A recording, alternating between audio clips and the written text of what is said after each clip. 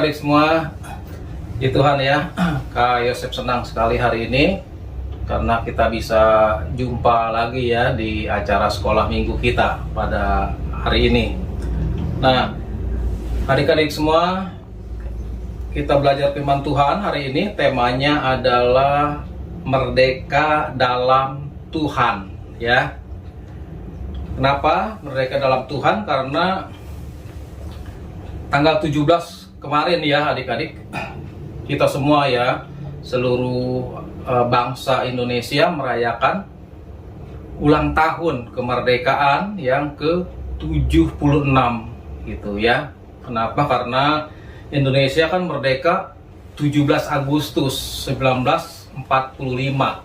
Jadi setelah itu 17 Agustus 2021 artinya merayakan kemerdekaan yang ke-76. Nah adik-adik, kalau kita belajar arti merdeka ya, merdeka itu artinya bebas.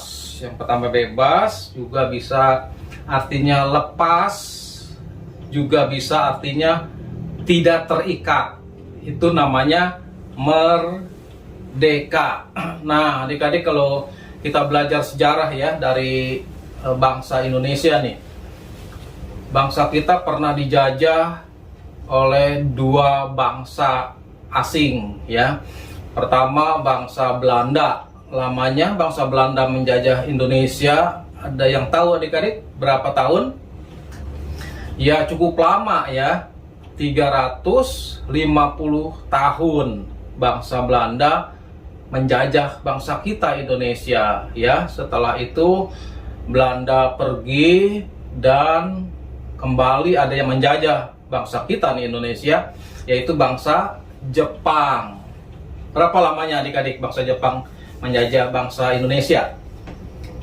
Iya, lamanya 3,5 tahun ya.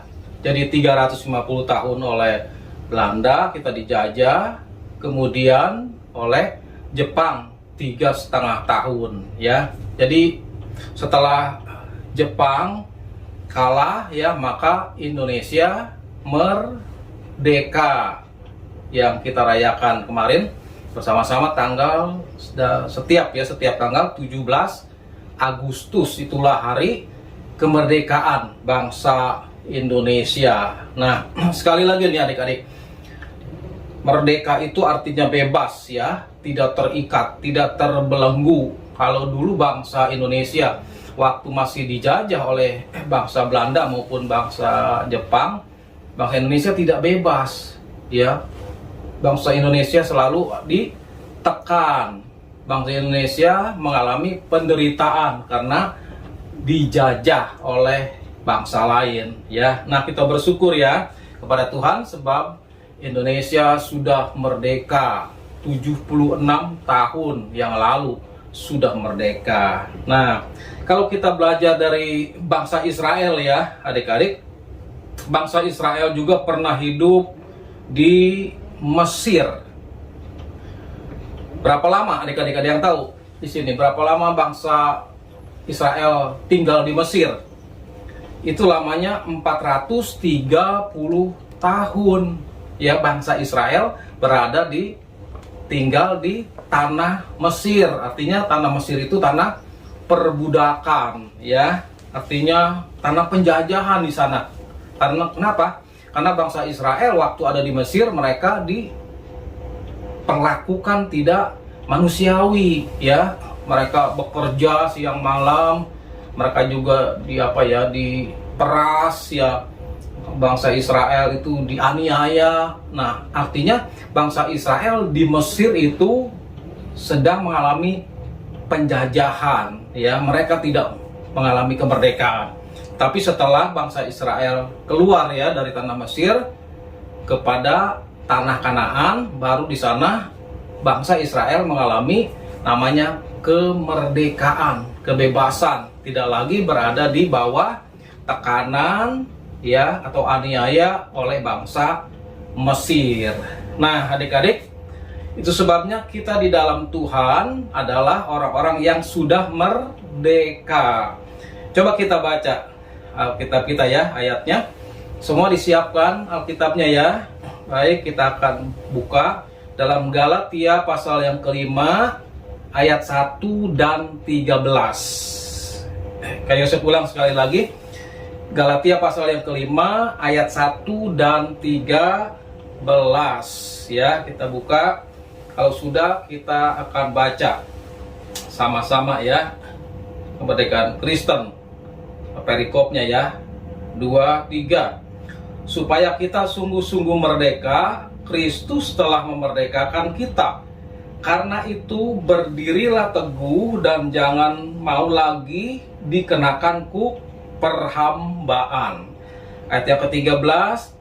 Saudara-saudara, memang kamu telah dipanggil untuk merdeka, tetapi janganlah kamu mempergunakan kemerdekaan itu sebagai kesempatan untuk kehidupan dalam dosa, melainkan layanilah seorang akan yang lain oleh kasih. Ya, luar biasa ya.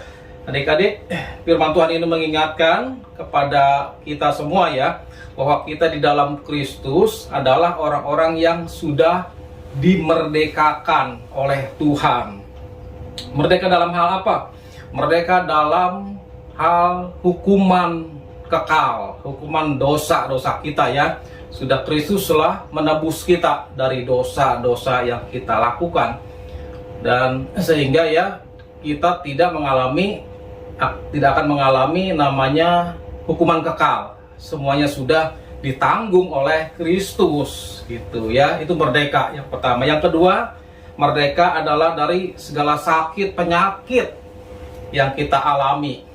Kristus sudah membebaskan kita sehingga kita merdeka dari segala sakit penyakit ya. Tapi sekarang masih bisa sakit? Masih. Selama kita masih hidup di dunia ini masih bisa kita merasakan sakit penyakit, tetapi kita percaya Tuhan sanggup menyembuhkan segala sakit penyakit kita. Yang ketiga, kita merdeka sebagai orang yang percaya kepada Tuhan, kepada Tuhan Yesus Kristus ya, adalah merdeka dari perasaan takut gitu ya. Takut apapun juga lah di dalam hidup kita ya, ada banyak ketakutan. Tetapi ketika kita percaya kepada Tuhan Yesus, maka Tuhan memberikan kita kekuatan untuk mengalahkan perasaan takut, atau Tuhan memberikan keberanian. Tentunya adik-adik, kita harus berani hal-hal yang baik karena kita benar. Bukan karena kita berbuat dosa, berbuat salah kita berani itu salah ya, tetapi kita berani karena memang kita berbuat benar seperti yang Tuhan inginkan harus kita lakukan di dalam hidup kita. Jadi ingat ya adik-adik, sekali lagi bahwa kita di dalam Kristus kita mengalami kemerdekaan yang sejati. Kita sudah bebas sekarang, kita sudah lepas, kita tidak lagi terikat oleh hal-hal maupun oleh dosa, oleh sakit penyakit, oleh perasaan takut yang kita alami, karena kita sudah ditebus oleh darah Kristus, sehingga kita semua nih adik-adik, kita merdeka di dalam Tuhan. Nah, sekarang adik-adik, orang yang merdeka di dalam Tuhan itu apa ciri-cirinya? Ya, ada ciri-cirinya orang yang merdeka di dalam Kristus itu. Yang pertama adalah ciri-ciri orang yang merdeka di dalam Tuhan. Yang pertama, semakin percaya kepada Tuhan Yesus Kristus. Wah, ini ciri-ciri yang pertama nih adik-adik ya. Jadi, kalau kita sudah merdeka di dalam Tuhan, maka setiap hari, setiap waktu kita lebih setia atau lebih percaya kepada Tuhan Yesus Kristus. Bukan semakin lemah, bukan semakin kita tinggalkan Tuhan ya, tetapi orang yang dimerdekakan oleh Tuhan semakin hari harus semakin lebih percaya kepada Tuhan Yesus. Kenapa? Karena Tuhan menciptakan kita, ya, bukan hanya sekedar menciptakan langit, bumi, juga segala isinya, juga termasuk kita semua diciptakan oleh Tuhan yang luar biasa itu, ya. Dan kita diberi juga keselamatan supaya kita tidak masuk dalam hukuman yang kekal akibat dosa yang kita lakukan. Tetapi Tuhan menyediakan kita untuk hidup dalam kekekalan bersama dengan Tuhan di sorga nanti.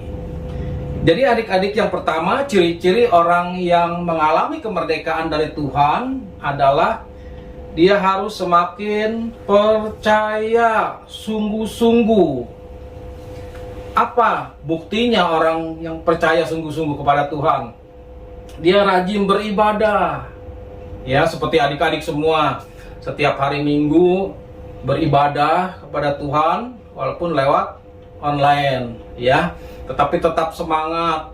Kalau ibadah tetap serius, memuji Tuhan tetap serius. Itu artinya, ciri-cirinya adalah kita setia kepada Tuhan. Kita percaya kepada Tuhan. Jangan saat kita beribadah main-main, ya. Itu adalah anak-anak yang tidak setia kepada Tuhan. Tetapi anak-anak yang setia kepada Tuhan, anak-anak yang percaya kepada Tuhan, dia serius beribadah, dia rajin beribadah, ya. Juga rajin berdoa setiap hari, setiap waktu, terus berdoa berhubungan dengan Tuhan secara pribadi, ya. Karena waktu kita berdoa kan nggak dibatasi, ya adik-adik, sama waktu, sama ruang, ya, di mana juga kita berada, kita bisa berdoa kepada Tuhan kita Yesus Kristus, karena Tuhan kita Maha mendengar setiap doa-doa kita. Dan kita percaya, ya adik-adik, setiap doa kita pasti dijawab oleh Tuhan kita Yesus Kristus, ya.